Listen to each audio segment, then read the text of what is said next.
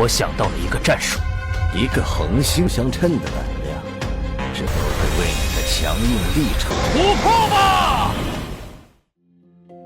Halo semuanya, selamat datang di Ruang Sinema. Bagaimana kabar kalian semua? Semoga selalu sehat dan baik-baik saja. Sesuai jadwal, jadi pada hari ini kita akan membahas spoiler dari series Donghua Penakluk Bintang berdasarkan cerita novelnya, yang mana di chapter 399 sampai 402. Cerita berlanjut di area dunia pertama, terlihat Withmill yang sedang menghampiri Lo Feng, karena dia itu terus berteriak memanggil namanya. Withmill kemudian mengatakan kalau ia tidak berharap Lo Feng berteriak memanggil namanya dengan keras, sebab semua orang di kota pasti akan mendengar suara Lo Feng. Lo Feng tidak mempedulikannya karena dia saat ini menjadi jenius top di seluruh dunia pertama. Ia juga tidak takut pada siapapun, karena dia itu memiliki binatang bertanduk emas yang sudah pasti tidak akan ada yang bisa mengalahkannya. Setelah beberapa saat, para partisipan yang lainnya pun mulai berdatangan. Mereka semua nampak sedikit terkejut melihat Lo Feng yang sedang berhadapan dengan Withmill. Pada saat itu, Withmill mengatakan kepada Lo Feng kalau ia siap dan bersedia untuk bertarung menghadapi Lo Feng. Namun dia meminta Lo Feng untuk membantunya terlebih dahulu dalam menghabisi para partisipan lainnya yang sedang menonton mereka. Menurut Withmill, jika di antara dirinya dan Lo Feng menang dalam keadaan terluka berat, maka orang-orang di sekitarnya pasti akan segera memanfaatkan situasi itu untuk menghabisi pemenangnya. Tanpa berlama-lama lagi, Lo Feng dan Withmill pun bergegas menggunakan senjata rohnya untuk bertindak. Melihat mereka berdua yang mulai mendekat, orang-orang di sekitar pun mencoba untuk melarikan diri. Namun tak ada satupun dari mereka yang selamat dari keganasan Lo Feng dan juga Withmill. Saat itu Lo Feng dan Withmill bergerak menuju sebuah terowongan bawah tanah yang dapat mengarah ke kota manapun di dunia pertama. Selang beberapa saat, mereka berdua tiba di kota bagian utara yang dipenuhi oleh pilar-pilar, dan di sana mereka pun bersiap untuk bertarung satu sama lain. Sebelum bertarung, mereka berdua sempat saling menyebutkan peringkat mereka berdua, yang mana Lo Feng berada di peringkat 102 dan Withmill berada di peringkat 42. Menyadari kalau Withmill berada di peringkat 42, Lo Feng pun menjadi begitu terkejut dan mulai merasa penasaran. Withmill memberitahu bahwasannya ia bisa mencapai peringkat 42 karena ia tidak hanya stay di satu kota saja dan terus berburu di kota-kota lainnya. Selain itu, Withmill juga sempat bertarung melawan seorang prajurit absolut yang membuat Withmill mendapatkan 10 juta poin setelah mengalahkannya. Setelah itu, Lo Feng dan Withmill pun mulai bersiap-siap untuk bertarung dan menggunakan senjata roh mereka masing-masing. Tak berulang lama, kedua senjata roh mereka pun mulai saling baku hantam secara terus-menerus dengan begitu sengit. Mereka berdua kemudian mencoba untuk meningkatkan serangan hingga kecepatan mereka terus meningkat dan semakin sulit dibaca. Lo Feng mengaku kalau serangan senjata roh milik Withmill terlalu cepat dan terlalu sulit untuk dia prediksi. Lantas Lo Feng pun mencoba untuk membuat jarak dan menggunakan sebuah perisai untuk menahan serangannya. Setelah berhasil membuat jarak, Lo Feng pun bergegas mengeluarkan persenjataan Nansen-nya untuk pertama kalinya. Nampak Withmill yang menjadi begitu terkejut dan sangat tidak menyangka kalau Lo Feng memiliki persenjataan Nansen.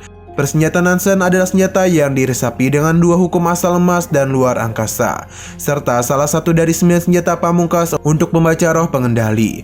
Untuk benar-benar menggunakan persenjataan Nansen di tingkat star level adalah hal yang sulit dipercaya oleh Withmill. Jika seorang jenius tingkat star level benar-benar menguasai tingkat 1 dari persenjataan Nansen, maka berarti mereka tak akan dapat terkalahkan di seluruh tingkat yang sama. Withmill nampak merasa begitu gugup, namun dia mengaku kalau dia merasa bahagia juga karena dapat bertemu dengan seorang lawan yang sangat kuat. Bahkan ia juga merasa penasaran dan meminta Lo Feng untuk mengerahkan kekuatan penuh dari persenjataan Nansen. Tanpa berlama-lama lagi, dalam sekejap Lo Feng pun langsung menggunakan semua pemahamannya tentang hukum asal emas menjadi satu serangan pada persenjataan Nansen. Melihat serangan dari Lo Feng, Withmill pun bergegas untuk melawan serangan itu dan menggunakan senjata rohnya. Hingga pada akhirnya serangan persenjataan Nansen pun berhasil menghancurkan senjata roh milik Withmill. Hal demikian sontak membuat Withmill menjadi sangat terkejut dan sama sekali tak menyangka dengan serangan persenjataan Nansen. Meskipun begitu, Withmill sama sekali tak menghindari serangan itu dan justru mencoba untuk menerimanya, sambil mengatakan kalau dia bertemu dengan Lo Feng lagi, ia pasti akan menang pada pertarungan selanjutnya. Setelah mengalahkan Withmill, Lo Feng sempat berkata kalau Withmill kalah darinya karena sebuah kesalahan yang dilakukan oleh Withmill. Sebagai seorang jenius yang sudah memahami hukum asal angin, seharusnya Withmill tidak beradu kekuatan pada senjata masing-masing. Padahal sebelumnya Lo Feng mengaku begitu kesulitan dan tak dapat menemukan celah untuk mengalahkan Windmill. Perlu diketahui bahwasanya ada banyak hukum asal seperti hukum asal emas, kayu, air, api, tanah, angin, guntur, cahaya, waktu, dan ruang. Masing-masing hukum asal memiliki kelebihannya masing-masing, seperti hukum asal emas yang keras, kuat, dan sangat tajam, serta dan hukum asal angin yang tak dapat terbentuk, fleksibel, dan juga tak tertandingi. Pada saat yang bersamaan, pertempuran dan kemenangan ini didapatkan oleh Lo Feng seketika membuat keributan besar di kota bagian utara. Dari kejauhan, sekelompok jenius menjadi sangat terkejut melihat kekalahan Windmill. Padahal di antara jenius top, Windmill adalah salah satu yang teratas. Banyak daripada jenius yang sebelumnya menebak kalau pertarungan antara Lo Feng dan Windmill seharusnya dimenangkan oleh Windmill. Namun hasilnya justru berbanding terbalik dan tebakan mereka. Dan begini siapa lagi yang dapat menandingi kekuatan Lo Feng. Selesai mengalahkan Windmill, Lo Feng sebagai perwakilan dari Kekaisaran Gunung Naga Hitam, ia pun berhasil berada di peringkat 51 dengan total poin sebanyak 32.178.201. Dengan kata lain, menghabisi Windmill berhasil membuat Lo Feng mendapatkan lebih dari 18 juta poin. Meningkatnya peringkat Lo Feng ke angka 51 membuat para tetua di Kekaisaran Naga Gunung Hitam mulai penasaran dengannya. Menurut mereka, Lo Feng seharusnya telah menjadi jenis pertempuran dengan domain yang setidaknya berada di level 8. Bahkan, kemungkinan Lo Feng sudah menjadi jenius absolut yang lebih kuat dan sudah menguasai hukum asal. Di waktu yang sama di Aula Gunung Naga Hitam, para tamu mengucapkan selamat kepada Kaisar Gunung Naga Hitam atas keberhasilan para jenis muda Gunung Naga Hitam dalam tahap eliminasi.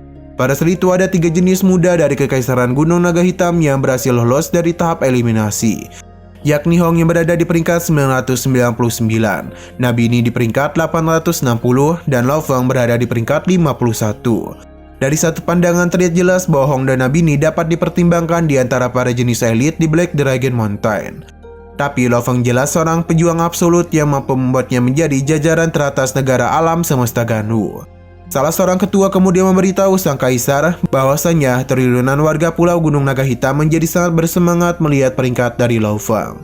Padahal demikian, sang kaisar pun mengatakan kalau Lo Feng kali ini telah memberikan kehormatan yang besar bagi Kekaisaran Gunung Naga Hitam. Oleh karena itu, sang kaisar berjanji akan memberikan hadiah yang sangat spesial untuk menghargai pencapaian Lo Feng. Di dunia pertama terlihat Lo Feng yang mulai beristirahat dan berhenti untuk memburu sambil menunggu waktu akhir eliminasi. Sementara itu di dunia ke-72 nampak Hong yang sedang berjuang keras karena di hari terakhir tahap eliminasi pertempuran terjadi begitu hebat dan brutal. Oleh karena sedang berada di peringkat yang rentan, Hong pun mencoba untuk berburu dan menaikkan peringkatnya. Sekalipun tidak sempat berburu, setidaknya Hong berusaha untuk membuat dirinya tetap hidup dan tidak terhabisi begitu saja. Beberapa saat setelahnya, para praktisi pun mulai mendengar sebuah hitungan mundur yang menandakan akhir dari tahap eliminasi. Hingga padanya tahap eliminasi pun berakhir dan para partisipan dalam sekejap keluar dari dunia area bersamaan dan peringkat hasil akhir yang secara resmi diumumkan.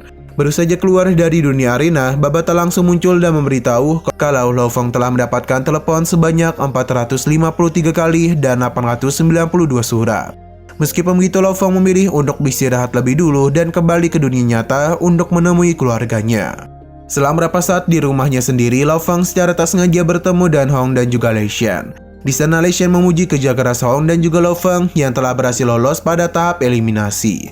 Lei Shen juga memberitahu mengenai kegagalannya oleh karena secara tak sengaja bertemu dengan seorang jenius absolut yang dipanggil dengan nama Sefek. Terlihat lagi jenis absolut itu telah menguasai hukum asal dan berhasil menghabisi Lei Shen hanya dalam sekali gerakan saja. Hal demikian sontak membuat Lo Feng dan Hong menjadi begitu terkejut. Mereka berdua sama sekali tidak bisa membayangkan kekuatan yang dimiliki oleh Sefek. Pada saat yang bersamaan, keluarga Lo Feng pun datang ke rumah dan kedua anaknya langsung memeluk Lo Feng. Perlu diketahui bahwa akhir dari tahap eliminasi ini berarti 1100 terbaik di dunia telah berhasil melewati eliminasi. Sebanyak 100 dunia, total 100 juta orang. Pada saat yang sama, setiap peringkat satu di setiap dunia akan segera ditempatkan dipisahkan. 1000 teratas di setiap negara alam semesta Ganu memiliki hak untuk berpartisipasi dalam tahap pertempuran jenis muda semesta negara Ganu.